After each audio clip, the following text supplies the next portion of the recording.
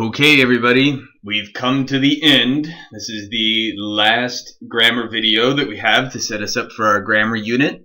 We're going to be talking about clauses and sentence types. So let's start out by talking about clauses. Clauses are a group of words that have both a subject and a predicate. So within a sentence, anytime you have a group of words functioning together that have both a subject and a predicate, you've got a clause. There are two types of clauses: independent clauses and dependent clauses. Independent clauses are clauses that can function on their own as their own sentence. So not only do they have a subject and a predicate, but they express a complete thought or a complete idea.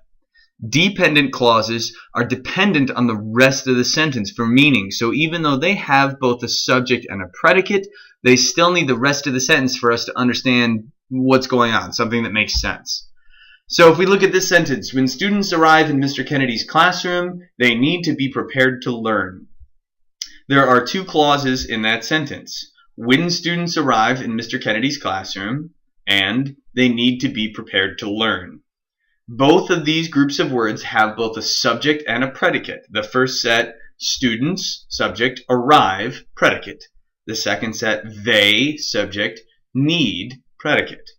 But only the second group has both a subject, a predicate, and a complete thought.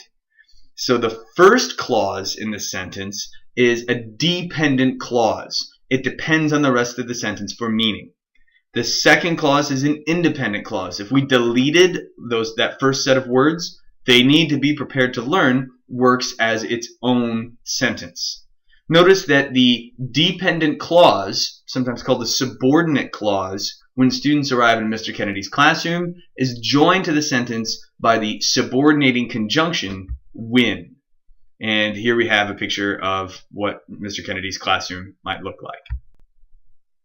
So if we understand different types of clauses, we can understand the basic types of sentences. There are four. A simple sentence consists of only a subject and a predicate, one subject, one predicate, one independent clause. So, Mr. Kennedy is great. That's one independent clause on its own. It's a complete sentence. That's what we call a simple sentence. A compound sentence has two or more independent clauses. So, Mr. Kennedy is great and everyone knows it.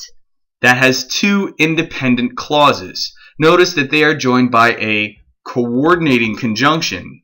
The conjunction "and" right here is used to join these two independent clauses. Either one of those could be its own sentence with its own meaning. So we know that those are independent clauses.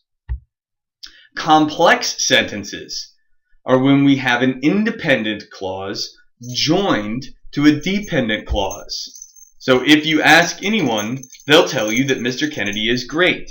That's an example of a complex sentence.